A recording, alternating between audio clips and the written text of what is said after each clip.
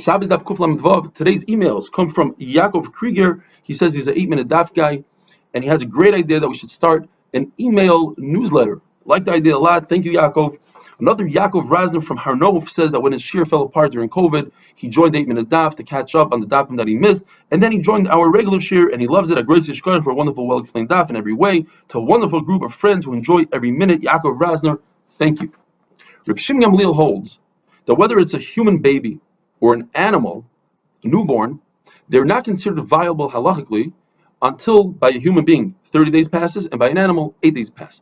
By a human being, it says it has to be at least 30 days old to do pinyan haben, and by an animal it says you have to be at least you have to be at least 8 days old in order to bring it as a carbon. That shows us that the animal is not viable until 8 days. Chachamim argue, and they say that as soon as an animal or a human are born, they are viable immediately. And the halach is like Reb Shimon Gamliel. The question is, how could we possibly perform a bris milah on Shabbos, push off Shabbos, for a human being who's not viable?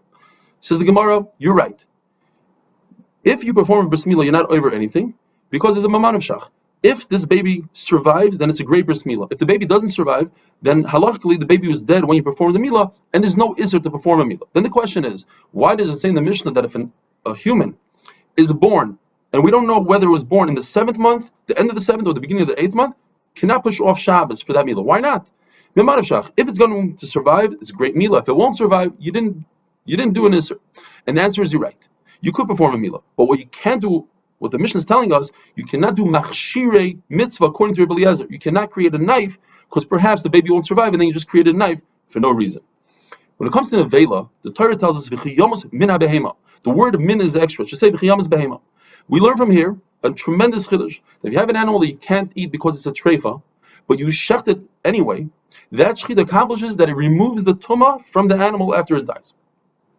So then when the pasuk continues and says, Asher hi lochem la'achla, obviously we're talking about a kosher animal, so why does the pasuk say that you're eating it, you're going to eat it? And the Gemara learns two things from this. A, that even a non-kosher animal emits tumah, and B, that an animal who is 8 days old, who doesn't have 8 days, the shechita is not mitaret, according to the Tanakama. According to Reb Shimon and Reb Yehuda, the shechita does accomplish, even though you shouldn't be shechting it, it's not viable according to Reb Shimon Gamliel. The shechita accomplishes that it's tahar. Abai comes along and says that the machlokes is whether this animal is considered alive. If it's alive, then the shechita accomplishes that there's no tumah. And Reb Shimon says that it's alive. Tanakam says it's dead. Rava says no. According to everybody, this animal is considered dead. So what's machlokes? Machlokes is, do we compare this animal who's not 8 days old yet to a treifa? Just like a treifa, we say the shechita accomplishes to remove tumah. Is this like a treifa? Rabban say no, it's not like a treifa. A treifa had a shasa kosher. It had a moment where it was kosher, even if it was born like that. But in its category, there are animals that are kosher and then later on develop a mum, where this animal never had a shasa kosher. It's less than 8 days old.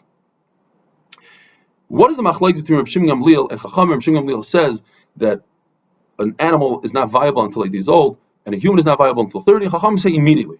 Abai says, L'maskas HaGemara, that if the machlokes is in a case where there's a premature death, for instance, the baby fell off a roof, it was eaten by a lion, an animal was shechted prematurely before 8 days. According to Reb Shimon Gamliel, they're considered dead, and according to Chachamim, they weren't dead. Look, at the end of the day, they died from a different cause.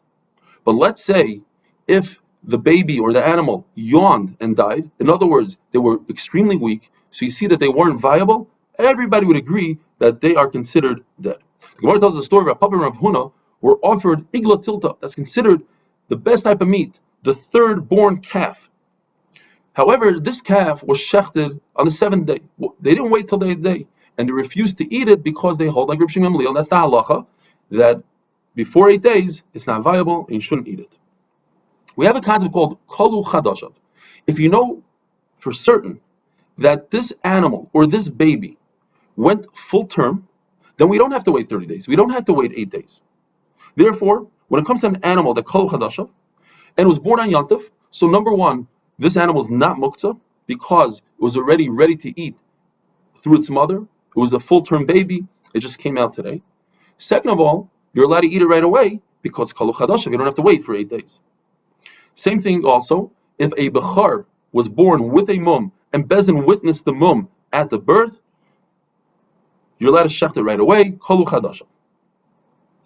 Rav Dimi. Now we're going to talk about humans in Kolu chadashav. Rav Dimi told his son who lost a child within 30 days, why are you sitting shiva? Why are you being misabel? And he used a very strong language. He says, do you want the free food people are bringing you by nichum avelim? And he tells his father, no. I know for a fact, Kolu chadashav. I know when the pregnancy was, it was a full-term baby. And since it's a full-term baby, this baby deserves a proper avelus. Gemara tells us a case where a woman's husband dies. Without children, she would have to be a yavama. But in this case, there was a child who died within 30 days. And she accepted kiddushin from someone. Says the Gemara, it depends. Ravina says in the name of Rava that if she's engaged to a Yisrael, so the chalitza doesn't really matter much. All it does is renders her a grusha, a divorcee, and Yisrael can marry a divorcee. So let her have chalitza from the yavam, and therefore we won't have any issues here. But if she's engaged to a kayan, where the chalitza would render her a grusha and she wouldn't be able to marry the kayan, let's say the halach in this case will be like chachamim, that the baby was viable. We'll go likula. Comes Rav Shravia in the name of Rava and says that's impossible. Since the halach is like Rav Shimon Gamliel, a newborn less than 30 days old is never viable. So it doesn't matter whether she's engaged to Yisrael or to a kayan. In both cases, she require chalitza and she won't be able to marry that kayan. Says Ravina, you're right. That's what Rava said at night. But in the daytime, he retracted it. Says Rav Shravia, what, you're going to allow her to marry the kayan without chalitza? You're allowing a yavama to marry? If so, you might as well go ahead and allow all the treifas in the world, all the chaylev. Rabbi Yehuda, we learned in the Mishnah, holds that when it comes to an androgynous, someone who has zachrus and nakvus, both, you perform a milah on Shabbos, it's doicha Shabbos. It's only a halacha by milah that Rabbi Yehuda holds that he has, or this person has a halacha of a zachar, which requires milah, because the pasuk says, Hima lachem kol zachar, all zachar including this androgynous. But by other halachas, for instance, if somebody points at an androgynous and says, Er koy alai, I want whatever value he is, I want to bring to the Beis HaMikdash, he doesn't have a value, not of a zachar, not of a nekeva. This is Rabbi Yehuda in Safra. Stam Safra is according to Rabbi Yehuda. And finally, the halacha is that androgynous cannot make the ingredients of the mechatos of a para aduma because he has a halacha of an akeva, not of a zachar. Have a wonderful day.